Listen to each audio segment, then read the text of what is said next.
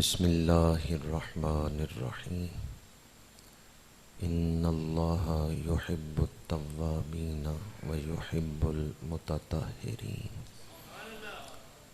صدق اللہ مولانا العظیم ان اللہ وملائکتہ یصلون علی النبی یا ایہا الذین آمنوا صلوا علیہ وسلموا تسلیما الصلاۃ والسلام علیک یا رسول اللہ وعلی آلک واصحابک یا حبیب اللہ الصلاۃ والسلام علیک یا رسول اللہ وعلی آلک واصحابک یا حبیب اللہ۔ برادران اسلام، اللہ کریم کا فضل و احسان ہے جس نے ہمیں جمعۃ المبارک کی برکتوں سے مستفید ہونے کا یہ موقع عطا فرمایا ہے۔ دعا ہے کہ خالق کائنات آج کے دن نازل ہونے والی رحمتیں ہم سب کو عطا فرمائے۔ ماہ شعبان المعظم اپنی تمام تر برکتوں اور رعنائیوں کے ساتھ جلوہ افروز ہے۔ اس مہینے میں ایک رات بڑی ہی برکت اور شان والی رات ہے جسے ہم شب برات کہتے ہیں۔ آج چند گھڑیاں اسی عنوان پر گفتگو کروں گا۔ اللہ کریم حق گوئی کی توفیق عطا فرمائے۔ اللہ تعالیٰ نے ہمیں اشرف المخلوقات انسان بنایا ہے اور خدا چاہتا ہے کہ ہم انسان بن کے ہی زندگی گزاریں۔ اس کے لیے اللہ تعالیٰ نے چند حدود متعین کر دیں۔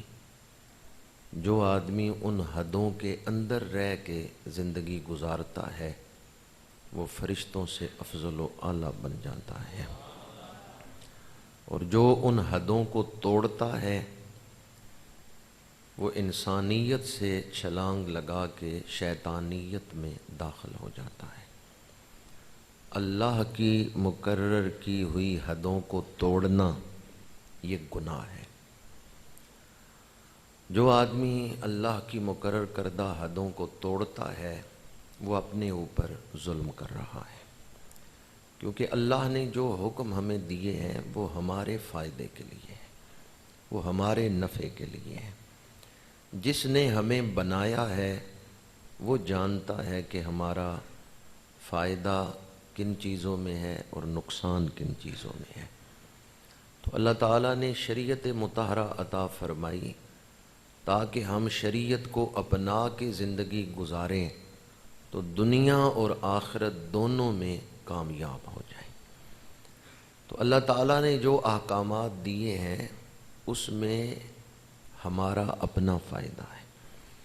ساری دنیا رب کو چھوڑ دے، رب کا انکار کر دے، اللہ کی شانوں میں ذرے کے برابر بھی کمی نہیں آئے گی، اور ساری دنیا سر سجدے میں رکھ دے، اللہ کی شانوں میں ذرہ برابر بھی اضافہ نہیں ہوگا۔ تو اللہ تعالیٰ نے جو احکامات دیے ہیں وہ ہمارے فائدے کے لیے۔ جب آدمی اللہ کی ان مقرر کردہ حدوں کو توڑتا ہے تو گویا وہ اپنے اوپر ظلم کر رہا ہے۔ گناہ ایک ایسی پلیدی ہے، ناپاکی ہے جو انسان کے دل پر لگتی ہے۔ گناہ ایک ایسی نحوست ہے جو انسان کے دل پہ چھا جاتی ہے۔ گناہ ایک سیاہ داغ ہے جو انسان کے دل پہ لگ جاتا ہے۔ ہم گناہ کرتے ہیں کیونکہ انسان دنیا کی دلچسپیوں سے متاثر ہوتا ہے، دنیا کی چکا چوند سے، چمک دمک سے۔ یہ جو رونق لگی ہوئی ہے دنیا کے بازار میں، انسان اس سے متاثر ہوتا ہے، غافل ہوتا ہے، پھر اپنے مقام کو بھول جاتا ہے کہ میرا مقام کیا ہے، وہ گناہوں میں پڑ جاتا ہے۔ ہم تو گناہ کرتے ہیں پر اللہ رحمان ہے، وہ ہمیں ایسے موقع عطا کرتا ہے کہ اگر ہم ان مواقع سے فائدہ اٹھائیں تو اللہ پچھلے گناہوں کو معاف فرما دیتا ہے۔ اللہ تعالیٰ ایسے مواقع محض اپنے فضل سے، اپنی رحمت سے ایسے مواقع ہمیں عطا کرتا ہے کہ اگر ہم اللہ کے دیے ہوئے مواقع سے فائدہ اٹھا لیں تو اللہ تعالیٰ ہمارے پچھلے گناہوں کو معاف فرما دیتا ہے۔ ایک ایسا ہی موقع آ رہا ہے، شب برات۔ یہ اللہ تعالیٰ کی طرف سے موقع ہے پلید دل کو پاک کرنے کا۔ یہ اللہ تعالیٰ کی طرف سے موقع ہے مردہ دل کو زندہ کرنے کا۔ یہ اللہ تعالیٰ کی طرف سے موقع ہے نابینا دل کو بینا کرنے کا۔ یہ اللہ تعالیٰ کی طرف سے موقع ہے سیاہ دل کو روشن کرنے کا۔ جن لوگوں نے اس موقع سے فائدہ اٹھا لیا، سچی توبہ کر لی، اللہ اور اس کے رسول سے جو دوری ہے اس کو قربت میں بدل دیا، ایسی سچی توبہ کی کہ آئندہ کے لیے صراط مستقیم پر چلنے کا پختہ ارادہ کر لیا، اللہ تعالیٰ ان کے پچھلے گناہوں کو معاف فرما دیتا ہے۔ ایک موقع آ رہا ہے نئی دینی زندگی شروع کرنے کا۔ گزشتہ گناہوں کی تلافی کر کے ایک نئی زندگی شروع کرنے کا موقع آ رہا ہے۔ آخرت میں ہماری بخشش کا دار و مدار، اللہ تعالیٰ کے قرب اور حصول جنت کا دار و مدار، نجات کا دار و مدار مغفرت حاصل کرنے پہ ہے۔ جس آدمی کے دل پہ گناہوں کی پلیدی لگی ہوئی ہوگی وہ اللہ کا قرب نہیں حاصل کر سکتا۔ جس آدمی کے دل پہ گناہوں کی نحوست چھائی ہوئی ہوگی وہ اللہ کا قرب نہیں حاصل کر سکتا۔ اس کے لیے پہلے دل کو پاک کرنا ضروری ہے۔ یوم لا ینفع مال ولا بنون الا من اتی اللہ بقلب سلیم۔ دنیا میں اللہ تعالیٰ نے ہمیں چند ذمہ داریوں کا پابند بنایا ہے۔ رزق کمانا ہے، اولاد کی پرورش کرنی ہے، رشتہ داروں سے تعلقات نبھانے ہیں۔ دنیا میں ذمہ داریاں ہیں، لیکن موت کے بعد ذمہ داریاں ہیں۔ یہ جو زندگی کا بوجھ ہے اس سے نہ گھبرائیں کہ بڑی ذمہ داریاں ہیں، بڑی ذمہ داریاں ہیں۔ یہ ذمہ داریاں تھوڑے عرصے تک ہیں، یہ موت سے پہلے پہلے ذمہ داریاں ہیں۔ موت کے بعد ان ذمہ داریوں سے چھٹکارا مل جائے گا، ان ذمہ داریوں سے نجات مل جائے گی۔ آخرت کی زندگی جو شروع ہوگی اس میں کوئی یہ ذمہ داری تو نہیں کہ بازار جا کے مزدوری کر کے کما کے لاؤ پھر اولاد کو کھلاؤ، بیمار ہو چلو ڈاکٹر کے پاس دوائی لینے جائیں۔ آخرت میں یہ معاملات تو نہیں ہیں۔ یہ جو ذمہ داریوں کا بوجھ ہے آپ پر، یہ صرف اس دنیا میں ہے اور چند روزہ ہے۔ ان ذمہ داریوں سے نہ گھبرائیں کہ ذمہ داریوں کا بوجھ ہے، وقت نہیں ملتا کہ ہم اللہ کو یاد کریں، مسجد کو آباد کریں، وقت نہیں ملتا۔ ذمہ داریوں کا بوجھ تھوڑے عرصے کے لیے ہے، ایک وقت آئے گا یہ ذمہ داریاں ختم ہو جائیں گی۔ اس وقت جب ہم آخرت میں داخل ہوں گے، اس زندگی کا دار و مدار انسان کے ایمان اور عمل پر ہے۔ وَالْعَصْرِ إِنَّ الْإِنسَانَ لَفِي خُسْرٍ إِلَّا الَّذِينَ آمَنُوا وَعَمِلُوا الصَّالِحَاتِ۔ دنیا کی فکر کرنا اللہ تعالیٰ نے اس کا ہمیں پابند بنایا ہے، لیکن آخرت کو بھول کے دنیا کی فکر کرنا یہ انسان کی ناکامی ہے۔ ایک رات آ رہی ہے جو ہمیں دنیا سے نکال کر آخرت سے جوڑ دے گی۔ ایک رات آ رہی ہے جو ہمارے میل نکال کر ستھرا کر دے گی۔ اللہ تعالیٰ موقع دے تو اس سے فائدہ حاصل کر لینا چاہیے یا نہیں کرنا چاہیے؟ ویسے اللہ تعالیٰ اتنا رحمان ہے کہ ہمارا علم تھوڑا ہے اور اس کی رحمت بے پایاں ہے۔ ہم اپنے علم سے، عقل سے اللہ کی رحمتوں کا اندازہ کما حق ہو نہیں کر سکتے۔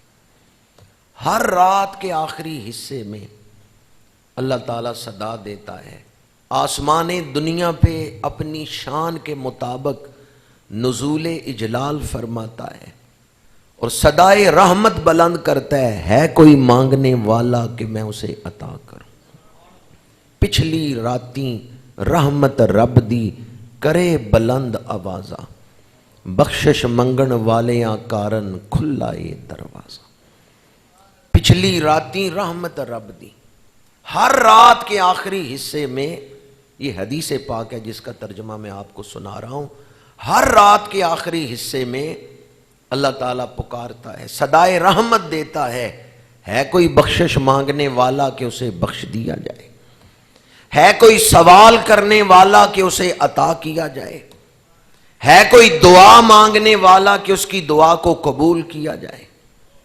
اللہ پکارتا ہے، صدائے رحمت دیتا ہے، گناہ گار سوئے ہوئے ہیں، غافل سوئے ہوئے ہیں، لیکن کیا اللہ تعالیٰ کی یہ صدائے رحمت خالی جاتی ہے؟ نہیں، نیک لوگ اٹھتے ہیں، تہجد گزار اٹھتے ہیں، اللہ کی بارگاہ میں سر بسجود ہوتے ہیں، اپنی جھولیاں رحمت سے بھر لیتے ہیں۔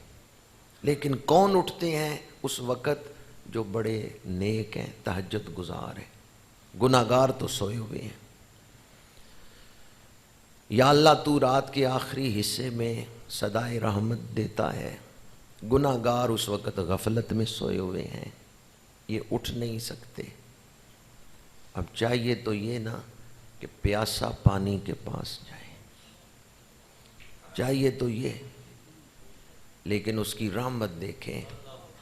اس نے کہا رات کے آخری حصے میں گناہ گار نہیں اٹھ سکتے تو چلو میں ایک رات ایسی رکھ دیتا ہوں، ادھر سورج ڈوبے گا، ادھر میں رحمت کی صدا بلند کروں گا، سرے شام ہی یہ صدا آئے گی، حل من داعٍ یستجاب لہ، حل من مستغفر یستغفر لہ۔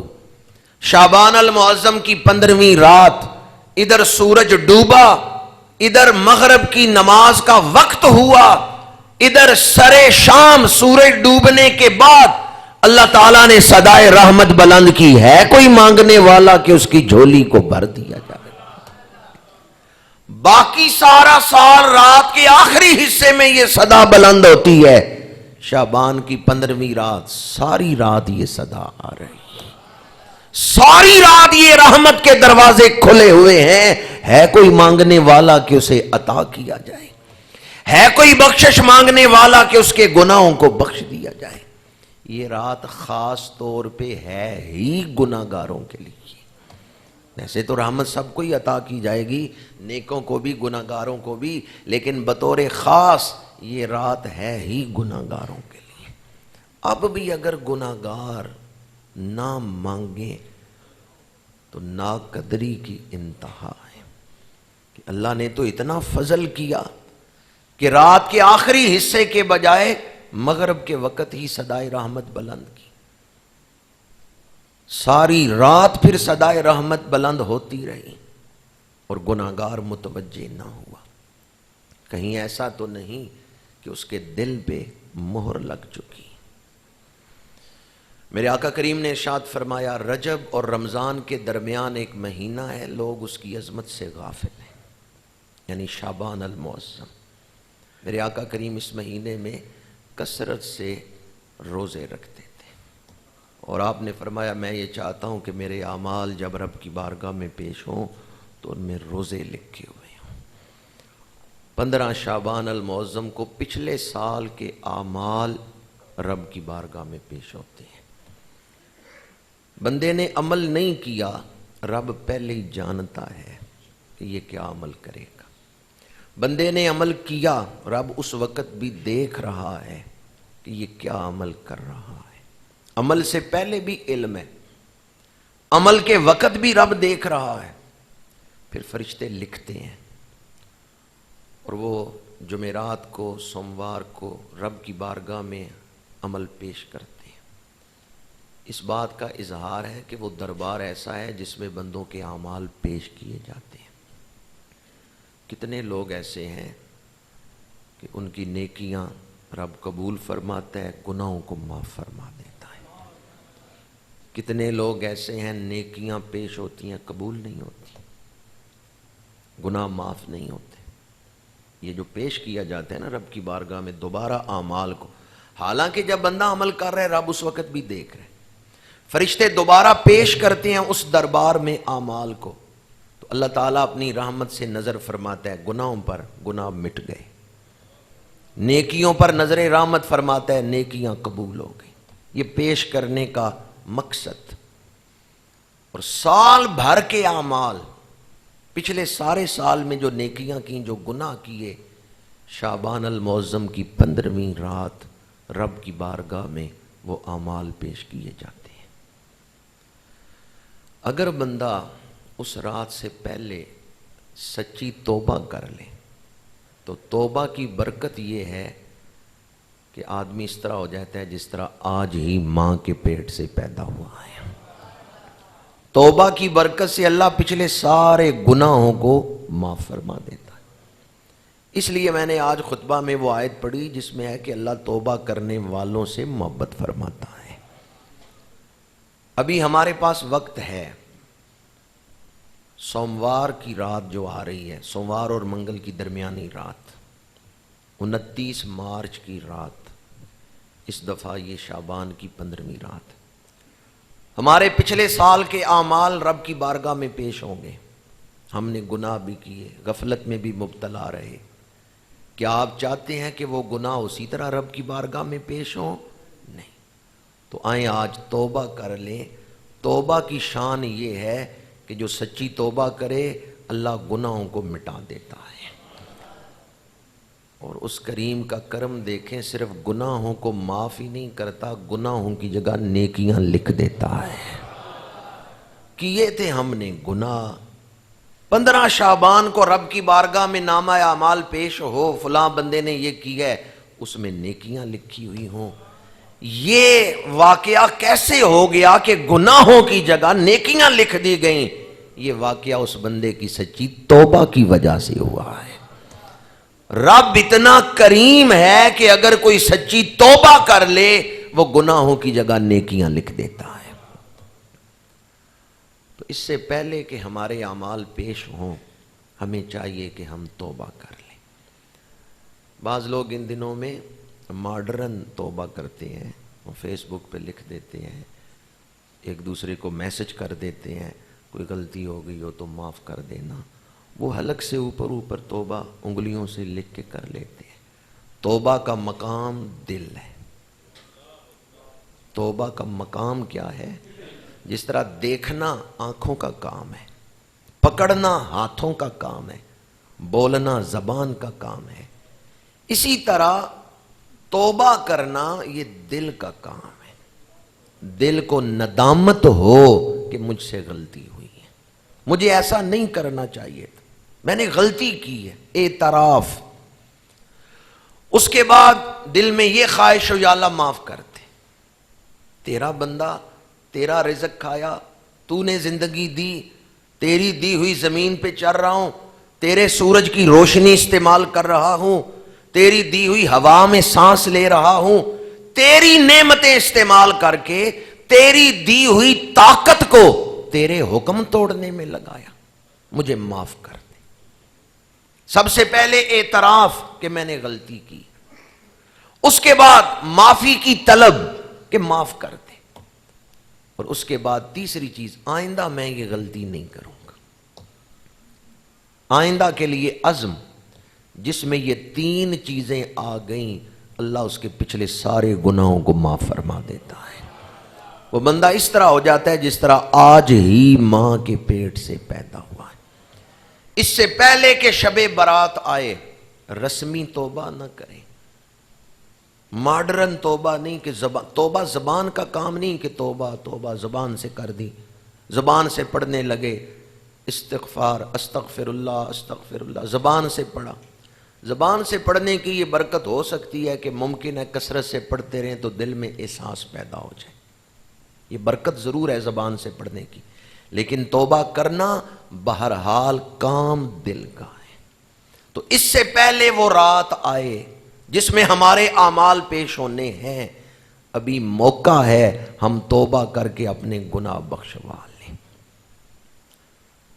جس طرح شب برات میں پچھلے سال کے اعمال پیش ہوتے ہیں، اسی طرح آئندہ سال میں ہمیں جو ملنے والا ہے، بیماری یا صحت، رزق یا تنگ دستی، خوشی یا غمی، آئندہ سال جن حالات سے ہم نے گزرنا ہے وہ تقدیر بھی اللہ تعالیٰ اس رات فرشتوں کو عطا کرتا ہے۔ بعض نے کہا اس رات اللہ تعالیٰ لکھ دیتا ہے، فیصلہ فرما دیتا ہے اور شب قدر میں عطا کی جاتی ہے۔ جو ڈیوٹی پر متعین فرشتے ہیں ان کو عطا کیا جاتا ہے وہ حکم نامہ، وہ تقدیر کا پروانہ کہ فلاں پیدا ہوگا، فلاں فوت ہوگا، فلاں بیمار ہوگا، فلاں کو پچھلی بیماری سے صحت ملے گی۔ جس رات ہمارے بارے میں فیصلے ہو رہے ہیں، ہمیں وہ رات سو کے گزارنی چاہیے یا جاگ کے رب سے خیر مانگنی چاہیے؟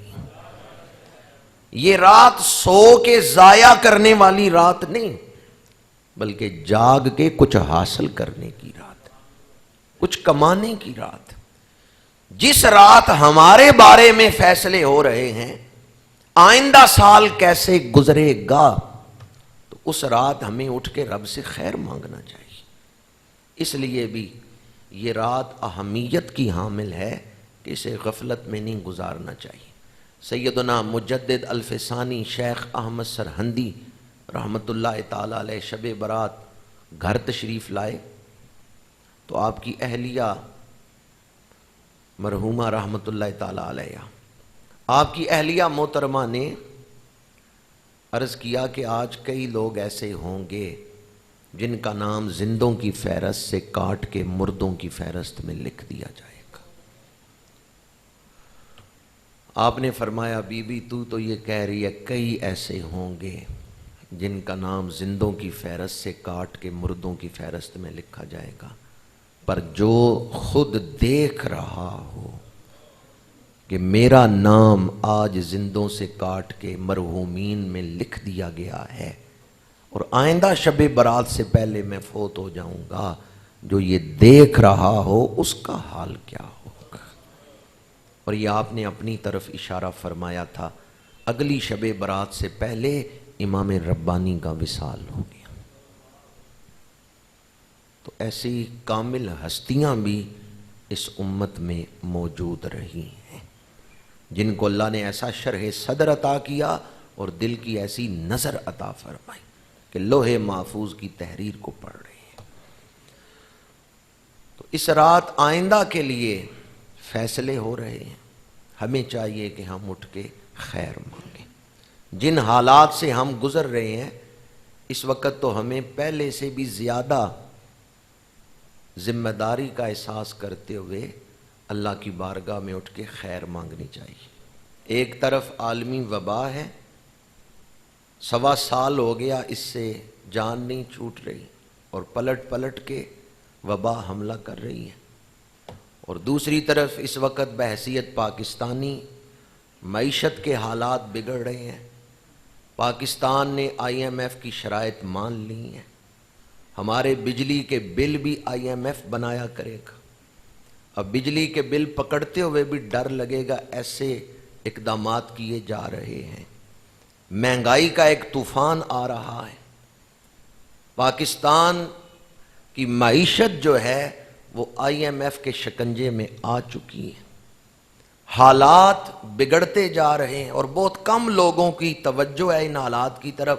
عام آدمی کی ساری توجہ جو ہے وہ تو صرف اس وبا کی طرف ہی ہے۔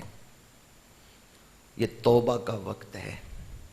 23 مارچ کو صدر پاکستان نے پاکستان کے کچھ لوگوں کو صدارتی ایوارڈ دیے، تو توبہ کا مقام ہے کہ ڈانس کرنے والی عورت اور لطیفہ سنیں، دین کے ساتھ مذاق کی انتہا دیکھیں کہ جس محفل میں ناچنے والیوں کو، ڈرامے بنانے والوں کو میڈل دیے گئے، اسی محفل میں ایک مبلغ کو، واعظ کو بھی دیا گیا میڈل کہ یہ ناچنے سے بڑے اعلیٰ طریقے سے روکتا ہے۔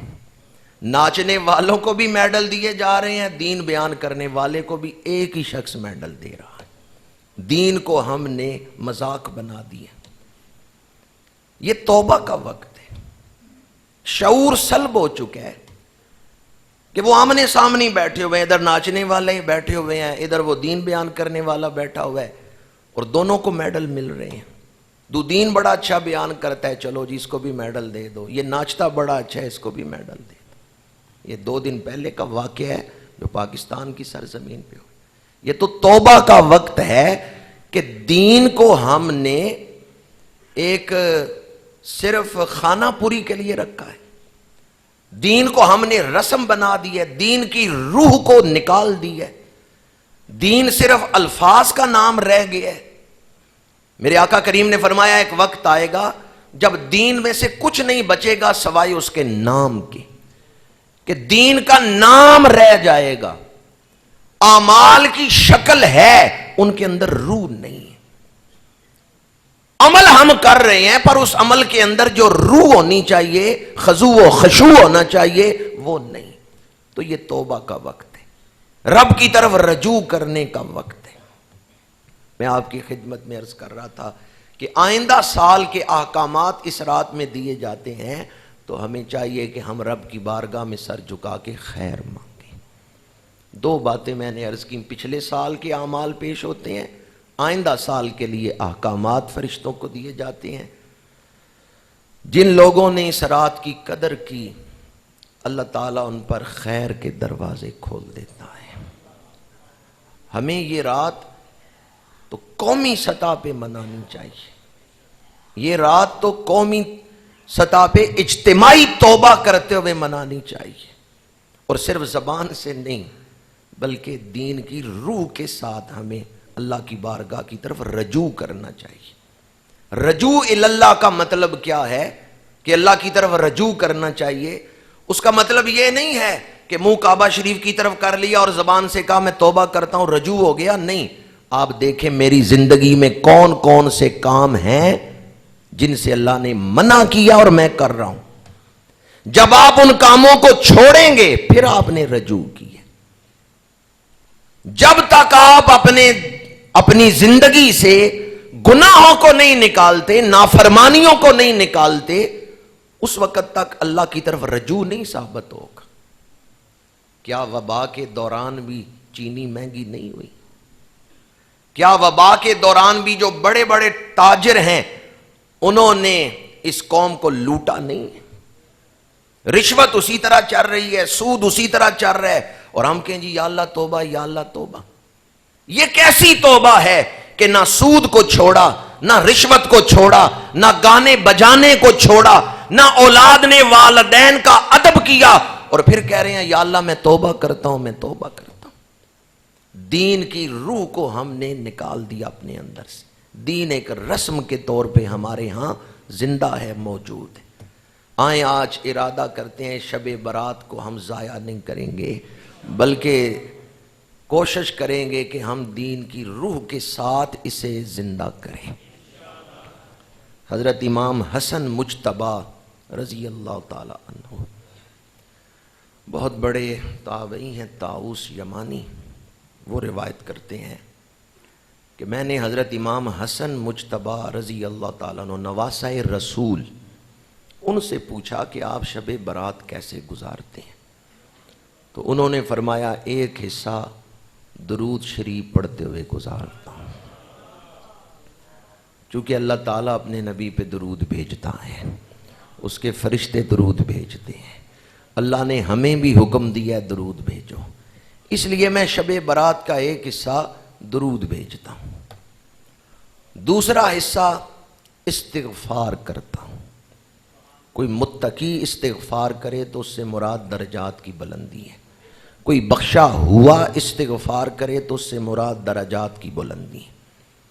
امام حسن مجتبیٰ فرماتے ہیں رات کا دوسرا حصہ میں استغفار کرتا ہوں، اللہ سے معافی طلب کرتا ہوں، تیسرا حصہ نماز میں گزارتا ہوں، نفل نماز۔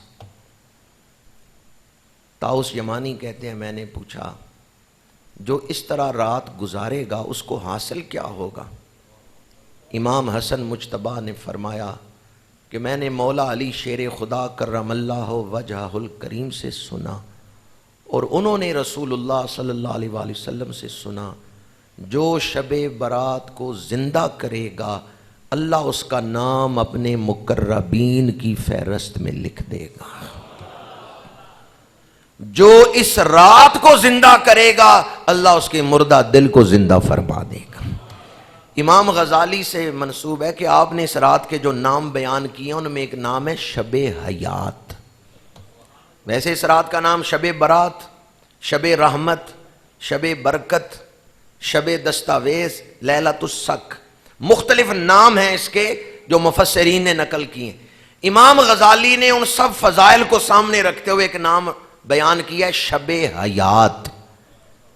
یہ بھی کوئی زندگی ہے جو ہم گزار رہے ہیں، غفلت کی زندگی، گناہوں کی زندگی، الجھنوں کی زندگی، ٹھوکروں کی زندگی، یہ بھی کوئی زندگی ہے جو ہم گزار رہے ہیں۔ آئیں اگر زندگی کا لطف چاہتے ہیں تو شب برات کو زندہ کریں، اللہ تعالیٰ آپ کو زندگی عطا فرما دے گا۔ پھر آپ کو پتا چلے گا کہ زندگی کسے کہتے ہیں، جب مردہ دل زندہ ہو جائے گا، جب دل پہ اللہ کی رحمتوں کا نزول ہوگا۔ اس لیے امام غزالی فرماتے ہیں یہ شب حیات ہے، یہ زندگی کی رات ہے۔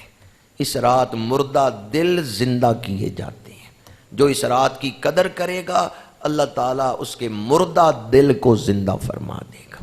اور تفسیر روح البیان میں علامہ اسماعیل حقی رحمت اللہ تعالیٰ علیہ نے لکھا ہے کہ حضرت عمر بن عبدالعزیز رحمت اللہ تعالیٰ علیہ، عمر بن عبدالعزیز اس رات کو عبادت کر رہے تھے، شب برات، سر سجدے میں تھا۔ جب سجدے سے سر اٹھایا تو کیا دیکھا کہ جہاں سجدہ کیا وہاں ساتھ ہی ایک سبز رنگ کا کاغذ پڑا ہوا ہے۔ جب نماز سے فارغ ہوئے وہ کاغذ اٹھایا تو کیا دیکھا اس پہ لکھا ہوا تھا ہٰذِہِ براءۃ من النار من الملک العزیز لعبدہ عمر ابن عبد العزیز۔ اس عزیز بادشاہ کی طرف سے عمر بن عبد العزیز کے لیے جہنم سے آزادی کا پروانہ عطا کیا جاتا ہے۔ یہ جہنم سے آزادی کا پروانہ ہے جو بادشاہ عزیز کی طرف سے، غالب حکمران کی طرف سے عمر بن عبد العزیز کو عطا کر دیا گیا ہے۔ اور المستطرف میں ہے کہ یہ پروانہ اس وقت عطا ہوا تھا جب آپ کو لحد میں اتارا جا رہا تھا، قبر میں اتارا جا رہا تھا۔ تو آپ کے جسم کو قبر میں رکھ کے جب اٹھے ابھی لحد کو بند کرنے کے لیے تو اس وقت ہلکی بارش ہو رہی ہے، ہلکی بارش میں ایک کاغذ گرا ہے آپ کی قبر میں۔ جب اسے اٹھایا تو اس پہ یہ لکھا ہوا تھا کہ یہ عمر بن عبدالعزیز کے لیے دوزخ سے آزادی کا پروانہ ہے۔ یہ آپ کی کرامت ہے جو رب نے آپ کو عطا فرمائی ہے۔ تو جو اس رات کو زندہ کرتا ہے اللہ تعالیٰ اسے دوزخ سے آزادی عطا فرما دیتا ہے، اس کے لیے آئندہ سال خیر و برکت لکھ دی جاتی ہے، دین پر استقامت کا پروانہ اسے مل جاتا ہے۔ لیکن کچھ لوگ ایسے ہیں جو اس رات محروم رہتے ہیں۔ وہ کون سے لوگ ہیں جو اس رات محروم رہتے ہیں؟ مشرک محروم رہے گا، اسی طرح ماں باپ کا نافرمان وہ اس رات محروم رہتا ہے۔ ماں باپ کی نافرمانی کرنے والا اگر کبھی ماں باپ کا دل دکھایا ہے تو ماں باپ سے معافی مانگے، ان کو راضی کرے، ورنہ اور لوگ تو شب برات کی برکتیں حاصل کر رہے ہوں گے اور ماں باپ کا نافرمان محروم رہے گا۔ اس لیے شب برات سے پہلے پہلے ماں باپ کو راضی کریں، اور اگر ماں باپ فوت ہو چکے ہیں تو ان کی قبر پہ جا کے معافی مانگیں، ماں باپ قبروں سے بھی معاف کر دیتے ہیں۔ تیسرا وہ شخص جو شراب پیتا ہے، نشہ کرتا ہے، وہ بھی شب برات کی برکتوں سے محروم رہتا ہے۔ نشہ کرنے والا، شراب پینے والا شب برات کی رحمتیں نہیں حاصل کر سکتا۔ اس لیے شب برات سے پہلے پہلے اس سے بھی توبہ کرنا ضروری ہے۔ چوتھا وہ شخص جو کینہ پرور ہے۔ کینہ پرور وہ ہوتا ہے جو دل میں بات رکھتا ہے، معاف نہیں کرتا، تعلق توڑتا ہے۔ اگر کسی کے حوالے سے دل میلا ہے تو آپ اسے اللہ کے سپرد کر دیں اور اپنے دل سے معاف کر دیں کہ ٹھیک ہے، اس بندے نے میرے ساتھ زیادتی کی، میں اللہ کے لیے اسے معاف کرتا ہوں۔ اپنا دل صاف کر دیں۔ جس کے دل میں کینہ ہو، کینہ پرور شخص اس رات کی برکتوں سے محروم رہتا ہے۔ ابھی آپ نماز پڑھیں گے، نماز میں سلام پھیرنے سے پہلے ایک دعا پڑھتے ہیں، ربنا اغفر لی ولوالدی وللمؤمنین۔ یہ جو آپ نے دعا مانگی، یا اللہ مجھے بخش دے، میرے والدین کو بخش دے اور مومنین کو بخش دے، تو جو آپ کا دشمن ہے وہ مومنین میں شامل تو نہیں؟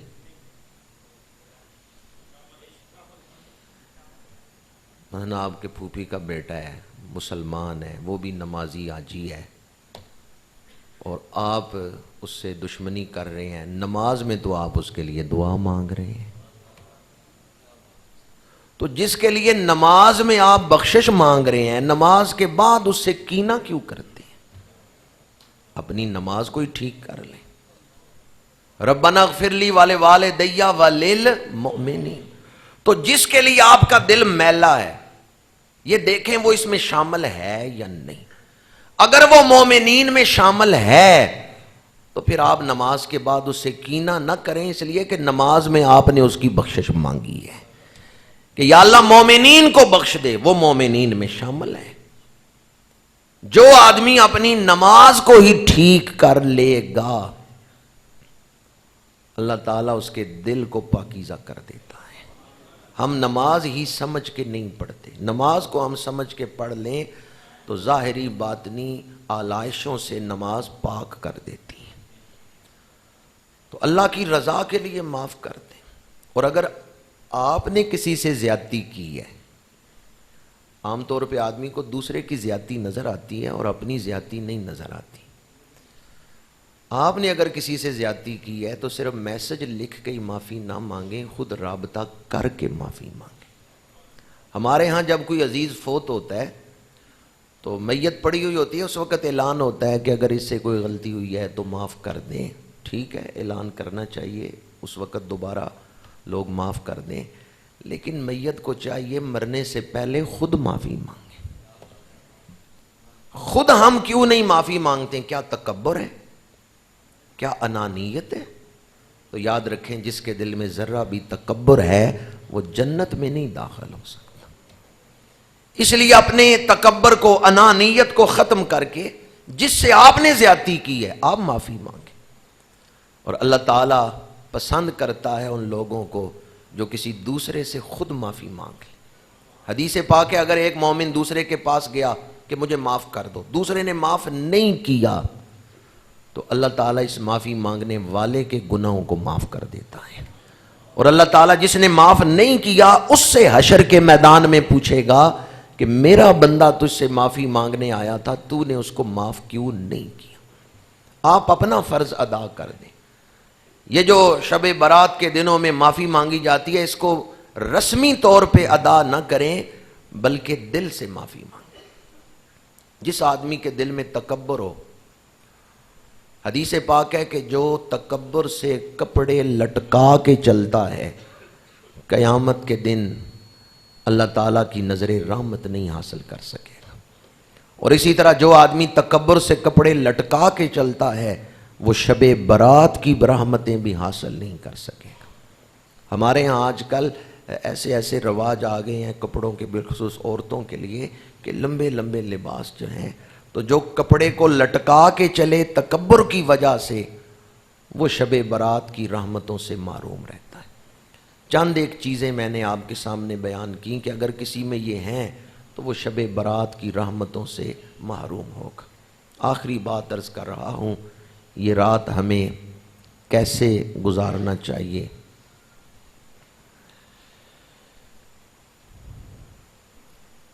شب برات اس دفعہ 29 مارچ کو آ رہی ہے۔ عصر اور مغرب کے درمیان غسل کرنا اس نیت سے کہ خاص رات آ رہی ہے، میں اس کو عبادت میں گزاروں گا، اس نیت سے غسل کرنا مستحب ہے۔ عصر کے بعد بندہ غسل کر لے، اور بعض نے مغرب کے بعد لکھا ہے۔ مغرب سے پہلے 40 دفعہ لا حول ولا قوت الا باللہ العلی العظیم پڑھ لے، جو دعا مانگے گا اللہ اس کی دعا کو قبول فرما لے گا۔ یہ کام تو مغرب سے پہلے کر لیں۔ مغرب کی نماز کے بعد عشاء سے پہلے بطور خاص 2 کام۔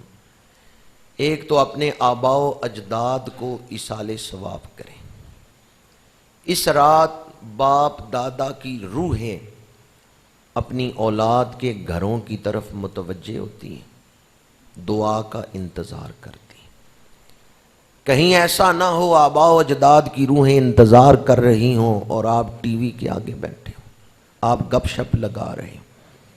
شب برات مغرب اور عشاء کے درمیان ہر شخص اپنے گھر میں ختم شریف دلائے، اور اس ختم شریف میں اپنے بچوں کو ساتھ بٹھائیں۔ بلکہ میں یہ بھی عرض کروں گا، ان دنوں میں وبا سے نجات کے لیے، اللہ کی ناراضگی سے نجات کے لیے جب دعا مانگیں تو بچوں کے ہاتھ بھی اٹھوائیں، بلکہ بچوں سے کہیں دعا مانگو اللہ تعالیٰ معافی عطا فرمائے۔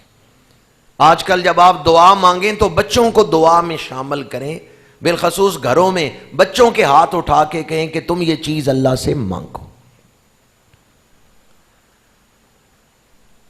آباء و اجداد کو ایصال ثواب کر کے ختم شریف دلا کے، دوسرا کام چاہے یہ مغرب کے فوراً بعد کر لیں چاہے عشاء سے پہلے کر لیں، 2 نفل پڑھیں حصول شفا کے لیے، کہ آج رات آئندہ کے احکامات دیے جائیں گے، یا اللہ میرے لیے صحت لکھ دے، بیماریوں سے شفا لکھ دے۔ تو 2 نفل حصول شفا کے لیے، 2 نفل حصول رزق کے لیے، اس نیت سے پڑھیں کہ یا اللہ اس سال رزق کے فیصلے کیے جا رہے ہیں، میرے لیے رزق حلال لکھ دے، میرے لیے رزق میں آسانیاں لکھ دے۔ کتنے نفل ہو گئے؟ 4۔ 2 نفل توبہ پر قائم رہنے کی نیت سے، کہ یا اللہ آج میں جو توبہ کر رہا ہوں مجھے اس پر ثابت قدم رکھنا، میں قائم نہیں رہ سکتا جب تک تیری مدد نہ ہو، پروردگار اپنی مدد میرے شامل حال کر، مجھے شیاطین کے حملوں سے بچا لے۔ کتنے نفل ہو گئے؟ 6۔ اور 2 نفل پڑھنے ہیں کہ یا اللہ جب میرے لیے موت کا وقت آ جائے، آج جو 2 نفل پڑھ رہا ہوں ان کی برکت سے ایمان پر خاتمہ نصیب فرما۔ 8 نفل عشاء سے پہلے پڑھ لیں، اور اگر کوئی عشاء سے پہلے نہیں پڑھ سکا تو عشاء کے بعد بھی پڑھ سکتا ہے۔ 2 نفل حصول شفا کے لیے، 2 نفل حصول رزق کے لیے، رزق میں برکت کے لیے، اور 2 نفل توبہ پر قائم رہنے کی نیت سے، اور 2 نفل ایمان پر خاتمے کی نیت سے۔ یہ 8 نفل پڑھیں گے تو دنیا کی برکتیں بھی اور آخرت کی کامیابیاں بھی. آپ نے دونوں چیزیں رب سے مانگی. عشاء کے بعد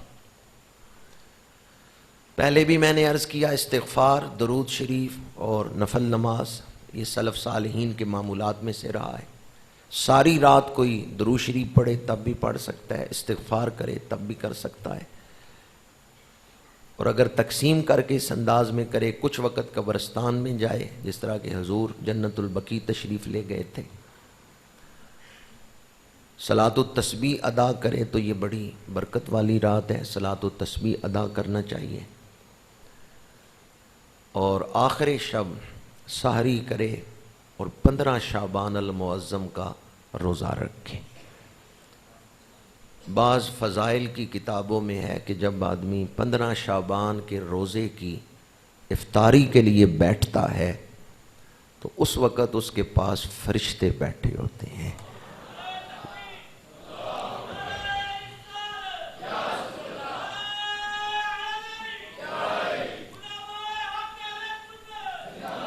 پندرہ شعبان المعظم کے روزے کی افطاری کے وقت آپ کے دل میں اطمینان ہو، کوئی روحانی خوشی دل میں ہو تو سمجھیں کہ فرشتے میرے پاس بیٹھے ہوئے ہیں.